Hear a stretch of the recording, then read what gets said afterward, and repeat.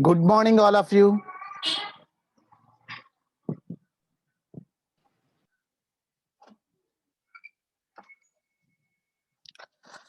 Okay, in the last class, we have discussed some introduction to transpiration. Okay, which is in creating certain transpirational pull because of the cohesion, tension, transpiration pull. Okay, because of some cohesion and the tension developed, the transpiration is pulling the water upwards. That's why we are calling it as a cohesion, tension, transpiration pull model of water transport in xylem. So what is meant by this transpiration and how this transpiration helps in transportation of water up to the upper parts of the plant body? Okay, that one we'll discuss now. Okay, transpiration. What is meant by transpiration? Means transpiration is the evaporative loss of water by plants. Okay, transpiration is the evaporative loss of water by plants. It occurs mainly through stomata. Okay, that means if the water is lost by the plants in the form of, that is in the form of water vapor, okay, then such a phenomena we are calling it as transpiration. And this transpiration occurs mainly through the openings that are present in the leaf, which we call it as stomata. Okay, besides the loss of water vapor in transpiration, exchange of oxygen and carbon dioxide in the leaf also occurs through stomata. Okay, the stomata are not only involved in transpiration, the stomata are also helpful in the exchange of gases. Exchange of gases, that is oxygen and carbon dioxide. Okay, that is. And next, when you observe the stomata, normally stomata are open in the daytime and closed during the night. Okay, when you observe the stomata are usually opened during daytime because to facilitate exchange of gases for photosynthesis. That's why usually the stomata are open during daytime and they are closed during night time, because during night time the light is not available, so no photosynthesis occurs, so there is no need for the exchange of gases. That's why usually the stomata are closed during a night time. Okay, there is a how the opening and the closing of the stomata occurs means not okay. The immediate cause of the opening or closing of the stomata is the change in the turgidity of the guard cells. Already, while we are studying about the anatomy of a flowering plants, okay, we discussed about the stomata. Okay, stomata means the opening, and the stomatal opening is covered by a pair of bean-shaped or kidney-shaped cells called guard cells, and these guard cells are surrounded by subsidiary cells. Okay, all these structures together we are calling it as stomatal apparatus. So, okay, when you observe the stomata, okay, the stomatal opening and closing mainly occurs due to the change in the turgidity of the guard cells. Okay, when the guard cells are turgid, they maintain the bean-shaped or kidney-shaped and leave a small space between these two guard cells, which we are calling it as stoma.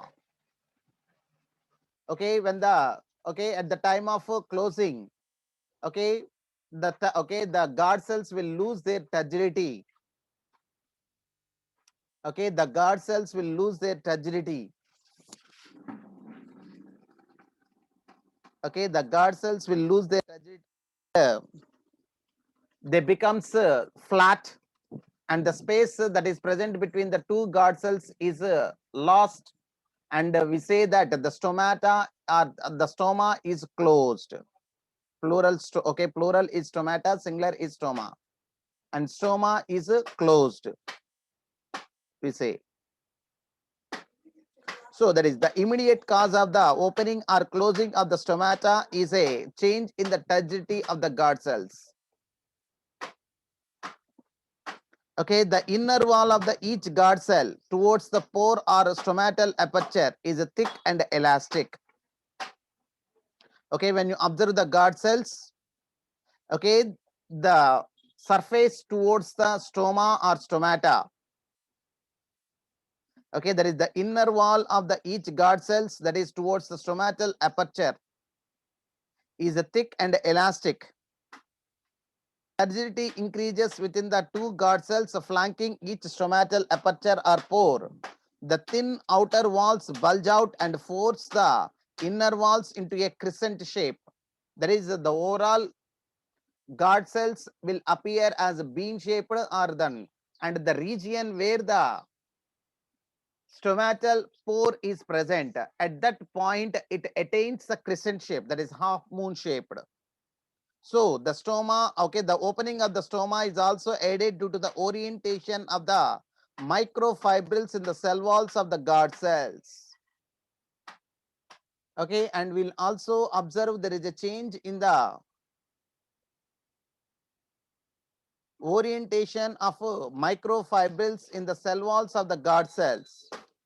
And cellulose microfibrils are oriented radially rather than longitudinally, making it easier for the stoma to open.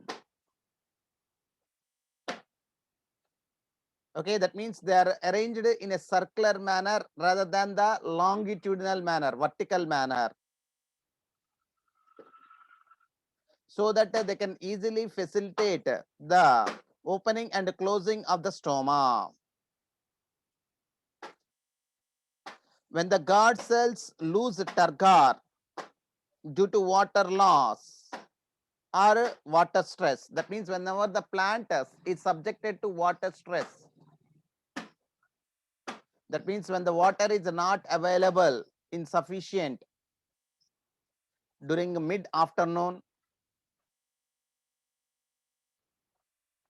we can say the mid afternoon, or when the wind is blowing heavily, or when the humidity is very low in the atmosphere and the water availability in the soil is very less. Okay, during that period, usually the plant is subjected to water stress. As a result, to prevent the water loss, the stomata has to be closed. So the elastic inner walls remain their original shape.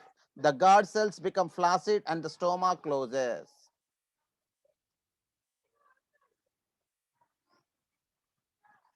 Okay.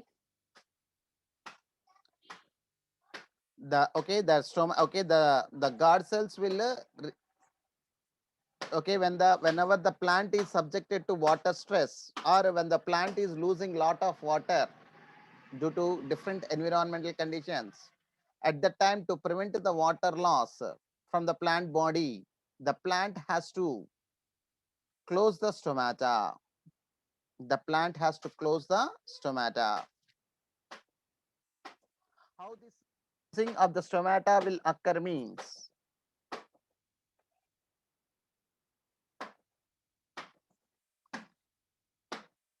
it occurs due to the change in the shape of the guard cells. Okay, because of the arrangement of microfibrils in the cellulose cell wall of these guard cells, which are arranged radially, will helps in maintaining the shape of the guard cells depending upon the condition. So when the plant is subjected to water stress, the guard cells will lose water. As a result, the guard cells will attain its original shape, okay, causing the guard cells to become flaccid and the stoma, okay, the opening that is present between the two guard cells will be closed.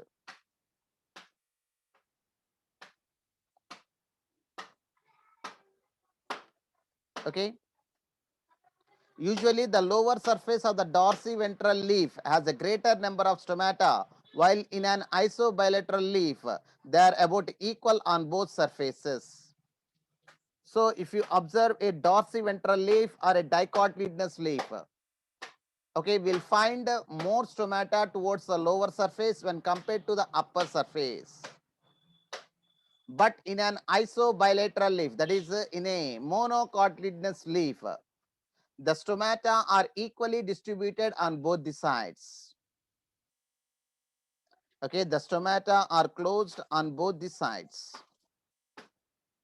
Sorry, the stomata are present equally distributed on both the surfaces of the leaf in a isobilateral or a monocotyledonous leaf. But in dicotyledonous leaf, we'll find more stomata towards the lower side when compared to the upper side.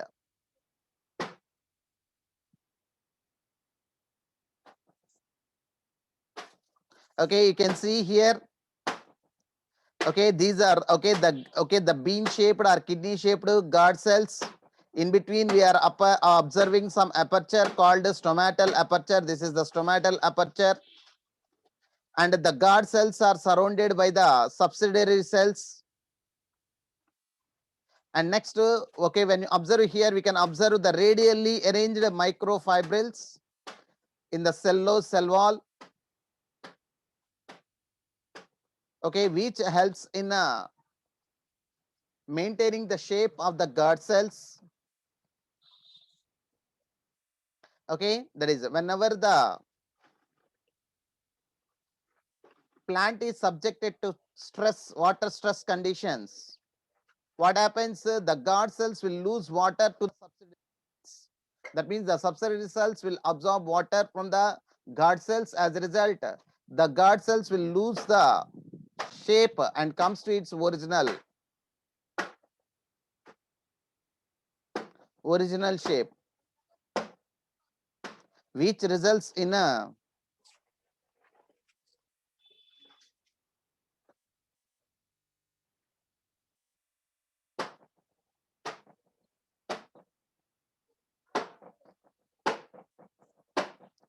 closing of stomata.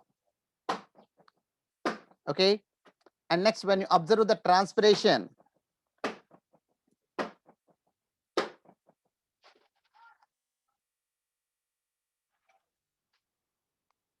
and next, transpiration is affected by several external factors.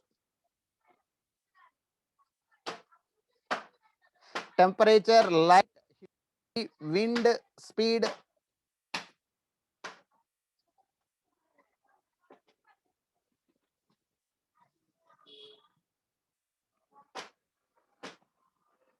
Okay, transpiration is affected by several external factors, that is the temperature, light, humidity, wind speed, plant. Okay, these are all external factors which will affect the rate of transpiration. And some internal factors, that is the plant factors that affect transpiration, include number and distribution of stomata, percent of open stomata, water status of the plant. Okay, whether the plant is growing in a temperate region or tropical region or desert region. And next, canopy structure. Canopy structure means the shape of the plant, whether it is cone shaped or umbrella shaped.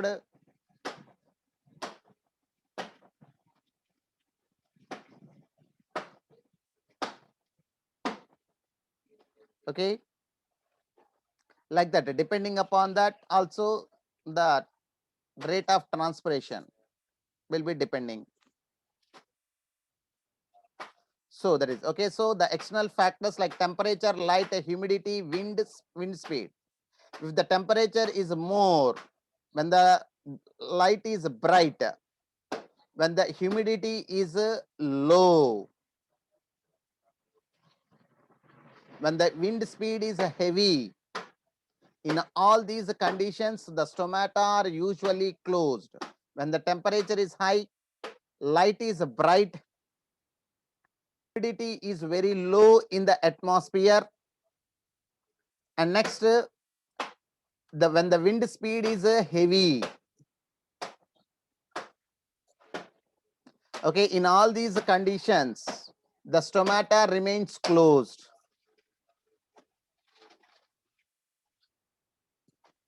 And the plant factors that affect transpiration include number. Okay, more the number of stomata, the more the transpiration. And the distribution of the stomata. If the stomata are present more on the upper surface, the rate of transpiration will be more than the lower surface. Okay, that is the distribution. And next, percent of open stomata. The more the number of stomata open, the more the transpiration rate. Water status of the plant, that is whether the plant is growing in region or in tropical region. In the temperate region plants, okay, the rate of transpiration is high. In tropical region plants, the rate of transpiration will be low, because in tropical regions, water is a limiting factor.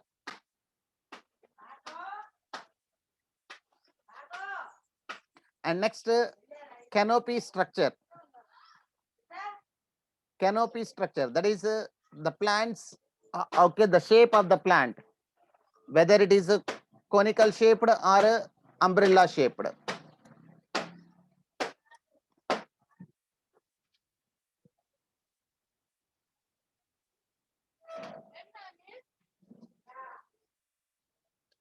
Okay, that is so based on these factors, the rate of transpiration will depend. And next, the transpiration driven.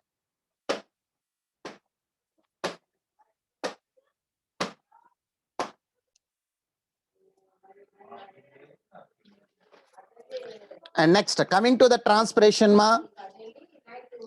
how the transpiration is taking place. The transpiration driven ascent of xylem sap depends mainly on the following physical properties of water. Okay, how the transpiration is helping in driving the water or ascent of sap. Okay, what we say means, okay, the fluid that is present in the xylem, we are calling it as ascent of sap. Why? Because okay, not only the water, different types of mineral salts, organic and inorganic salts, and some hormones are also get dissolved in that water. So it forms a fluid. That's why we are calling it as a sap. And it is present as a continuous layer starting from the roots up to the tip of the plant. That's why it is called as the ascent of sap. So that is so the transpiration driven ascent of xylem sap depends mainly on the following physical properties of water. So how this transpiration is okay, causing the transportation of water from the roots of the xylem to the upper parts of the plant means it is because of three physical properties which is helping this water to maintain as a continuous column. To maintain as a continuous column. So what are those three physical properties means? The first one is a cohesion. Okay, cohesion. Cohesion means a cohesive force. Okay, it represents the cohesive force. Okay, the mutual attraction between water molecules. Okay, that means, okay, the force of attraction between the similar molecules. Okay, the force of attraction between the similar molecules. Okay, we are calling it as the cohesion or cohesive force. So the force of the mutual attraction between the water molecules in the xylem, we are calling it as a cohesion. Okay, we are calling it as a cohesion. And the second property is adhesion, that is adhesive force. Okay, the force of attraction between the different molecules, the force of attraction between two different molecules, we call it as adhesive force, or simply we call it as adhesion. Okay, between which molecules the force of attraction is present means, here the attraction of water molecules to polar surfaces, okay, such as the surface of trachary elements, as the water is getting transported through the tracheids that are present in the xylem from the lower end to the upper end. which are forming the tracheids. The tracheids are forming as a continuous cell layers. Okay, in transportation of water from the roots to the upper parts of the plant body. So the walls of the tracheids, okay, the walls of the tracheids, okay, the force of attraction between the walls of tracheids and the water molecules, okay, is nothing but called as the adhesive force, because these are two different molecules. Water is one molecule and the cell wall is of tracheid is made up of okay, some other substance.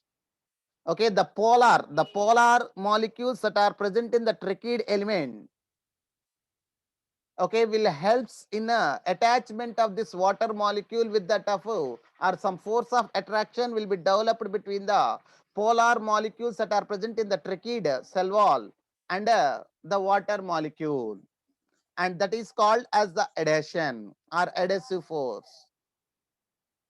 And the second, okay, and the third one is surface tension. Okay, anyone knows what is the surface tension? Okay, anybody knows about surface tension?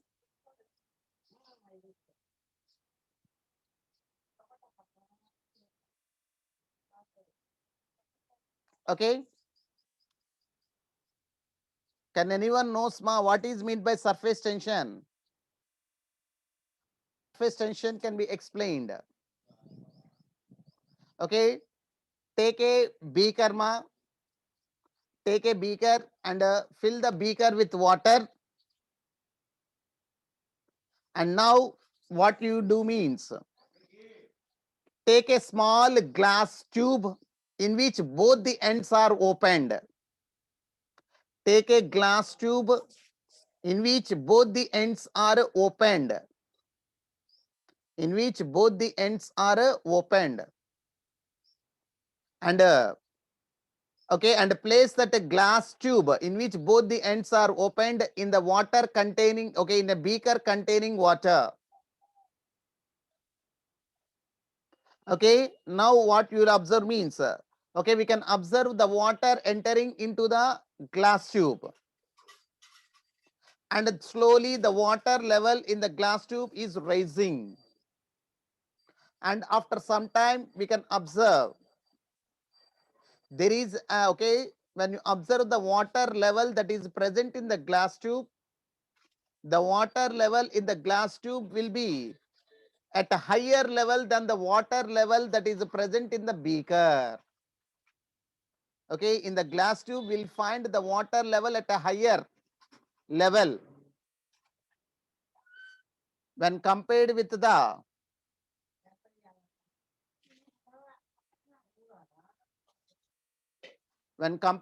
water level that is present in the beaker.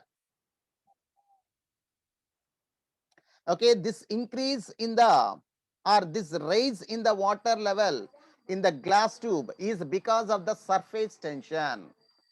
Okay, some force, okay, some force that is generated because of the atmospheric pressure on the water will helps in a rise in the water level in the glass tube, and that is called as the surface tension, and that force we are calling it as the surface tension. So here the tracheids and vessels are also a small tubular structures. They will also act as a capillary tubes. So that one also, okay, in that also we can observe the surface tension. As a result, we can observe there is an rise in the water level in the tracheids or vessels. Tracheids and vessels. That is what we call it as this.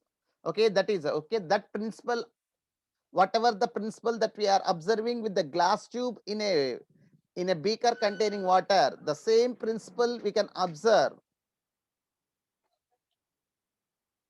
in a tracheids and vessels, because they are also tubular structures and they will also act as capillary structures. And they also, we can observe the surface tension, and they can okay, we can observe there is an increase in the rise of water level. Okay, that is what we can, okay, that is the surface tension we can observe. So water molecules are attracted to each other in the liquid phase more than to water in the gas phase.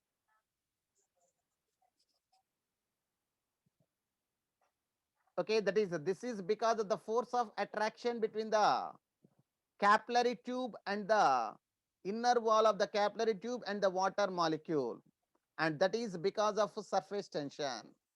In the same manner, the tracheids and vessels, the inner surface of the tracheids and vessels are also having more force of attraction to the water molecules. That's why the raise in the water level occurs.